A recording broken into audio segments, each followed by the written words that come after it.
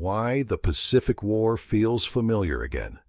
80 years ago, Americans were dragged into a war across islands most of them had never heard of.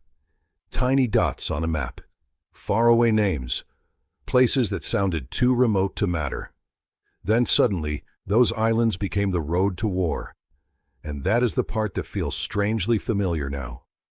Because today, when people hear words like Indo-Pacific, island chain, sea lanes, or regional deterrence, it can sound technical, dry, abstract, like something meant only for generals, diplomats, and defense analysts. But history says that is exactly how dangerous places often look right before the public realizes they matter. Not dramatic at first, not personal at first, not urgent at first. And then one day the map everyone ignored becomes the map everyone fears. That is why the Pacific War still matters. Not because history repeats like a copy, but because the same pressure points keep showing up. Islands, fleets, alliances, distance, supply lines, and a terrifying question of who controls the sea. Back in World War II, the Pacific was not just a backdrop. It was the battlefield that forced the United States to think differently about war. After the attack on Pearl Harbor on December 7, 1941, the United States was pulled into a brutal struggle across enormous distances. Japan expanded rapidly. The U.S. and its allies responded with a long campaign built around naval power, airfields, logistics, amphibious landings, and what later became known as island hopping. Battles like Midway and Guadalcanal were not important just because men fought and died there. They mattered because they changed who could move, who could resupply, who could project power, and who could stop the other side from doing the same. And now, decades later, the Pacific is back at the center of strategic thinking. The language is different. The weapons are different. But the map is still the map. The current U.S. defense posture explicitly centers the Indo-Pacific, and the 2026 National Defense Strategy says the Department of Defense aims to deter China there, including by building a strong denial defense along the first island chain and leaning harder on allied and partner cooperation. So no, this is not World War II all over again, but it is a reminder that old wars do not disappear. Sometimes they survive as patterns. In this video, I want to show you why the Pacific War feels modern again. Not because the uniforms are the same, not because the technology is the same, and not because history is rerunning itself scene for scene. It feels familiar because the logic feels familiar. The same old questions are still there. Who controls the key islands? Who protects the shipping routes? Who can project force without overextending? Who can rely on allies? And who makes the first mistake that turns tension into a real war? By the end of this video, you will understand why an old war from the 1940s still casts a shadow over how people think about the Pacific today. Let's start with the simplest proof possible. In World War II, the Pacific War was shaped by geography. That sounds obvious, but it matters more than most people realize. The Pacific is huge. Distances are punishing. Fleets cannot just appear anywhere they want. Aircraft need range, ships need fuel, troops need supplies, bases need protection. If you do not control the right points on the map, your power starts breaking apart before it even reaches the fight. That is exactly why battles like Midway mattered so much. The National WW Museum describes Midway as a battle that changed the course of the war in the Pacific. It was not just a clash of ships and planes. It was a turning point in control, momentum, and confidence. That is why Guadalcanal mattered too. It was a grinding fight, but strategically it helped halt Japanese efforts to threaten key Allied lines and gave the United States a foothold for future offensives. Now bring that forward to today. The 2026 National Defense Strategy is not talking like a document written for a quiet ocean. It talks about deterrence, regional denial, the first island chain, and building strength with allies and partners. In plain English, that means the Pacific is still being understood through the same harsh realities of position, access, distance, and coalition power. That is the proof. The old war and the modern strategy are not identical, but they are speaking the same geographic language. Number 1. Geography keeps coming back. One of the biggest lessons from the Pacific War is that geography is not just scenery. It decides what is possible. During World War II, islands were not valuable because they were beautiful or symbolic. They mattered because they could hold airfields, radar sites, fuel, troops, and guns. They extended reach. They denied reach.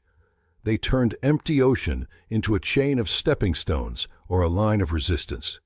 That was true in the island campaigns of the 1940s, and it is still true in modern Pacific planning. And that is why this old war still feels alive, because geography does not age out. A missile may be newer than a carrier plane. A drone may be newer than a dive bomber, but the map still punishes bad positioning. 2. Sea power still decides more than people think. A lot of people imagine modern war as satellites, cyber attacks, and missiles on screens. And yes, those things matter. But in the Pacific, control of the sea is still foundational. In World War II, naval power made everything else possible. Carriers, submarines, convoy protection, amphibious operations, all of it shaped what could be attacked, what could be defended, and who could stay in the fight. The Pacific strategy the U.S. pursued depended on pushing back the Japanese advance while creating launch points for future operations. Today, the technology has changed, but the logic has not. If a nation cannot move forces, protect routes, sustain distant operations, or keep allies connected across the ocean, its strategy starts collapsing under its own weight. That is why old Pacific battles still get studied. Not because people are nostalgic, because the mechanics still make sense. 3. Alliances matter more than raw strength. Another reason the Pacific War feels familiar is that it reminds us something uncomfortable. Big wars are rarely won alone. In World War II, the United States fought with allies, depended on alliance networks, and treated the Pacific as a coalition problem, not just an American one. Even the modern U.S. defense language makes that clear. The 2026 National Defense Strategy says the U.S. will urge and enable key regional allies and partners to do more for collective defense. And recent Pentagon fact sheets continue to frame Indo-Pacific stability through allied coordination. That should stand out, because when old wars start sounding familiar, it is often not because of weapons. It is because of relationships. Who stands together? Who hesitates? Who believes the coalition will hold? That was a Pacific question then. It is a Pacific question now. 4. The real lesson is not warfighting. It is deterrence. And this may be the most important point in the whole video. The reason policymakers, militaries, and historians keep looking back at the Pacific War is not because they want to repeat it. It is because they want to avoid it. When you hear modern strategic language about deterrence in the Indo-Pacific, what sits underneath it is a fear of what happens when geography, rivalry, overconfidence, and alliance commitments start hardening into a collision. The point of studying the Pacific War is to understand how fast a distant tension can become a total regional catastrophe. That is what gives this topic its charge. It is not, the old war is back. It is, the old pressures never fully left. And here is the part people should really pay attention to. Before Pearl Harbor, many Americans were not thinking deeply about remote islands, sea lanes, or forward positions in the Pacific. Those places felt far away, complicated, easy to ignore, until they were not. That is one of the eeriest things about old wars. Before they become obvious, they often look like background noise, a few strategic disputes, A few headlines, a few military warnings, a few maps on television. And then suddenly everyone understands the map at once. That is why the Pacific War still hits a nerve, because it reminds people that distance does not guarantee safety, and obscurity does not guarantee irrelevance. So, is history repeating? Not exactly. The Pacific today is not the Pacific of 1941. The actors are different. The balance is different. The technology is radically different. But the strategic shape is familiar. The ocean is still vast. Islands still matter. Sea lanes still matter. Alliances still matter. And power in the Pacific still depends on turning geography into advantage before the other side does. That is why an old war can feel modern without literally returning. Because what survives across generations is not the surface detail. It is the pattern. And the Pacific War left behind one of the clearest patterns in modern history. When rivalry hardens around the map starts driving events. That is what makes this story worth watching now. If you want more videos like this, hit like, subscribe, and turn notification bell on.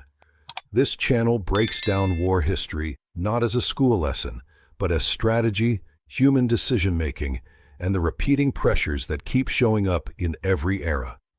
And for the next video, we should go even deeper. How Midway changed the Pacific in just a few hours, and why military planners still study it today. Weapons change. Uniforms change. Leaders change. But maps have a long memory, and sometimes that is how old wars find their way back into modern minds.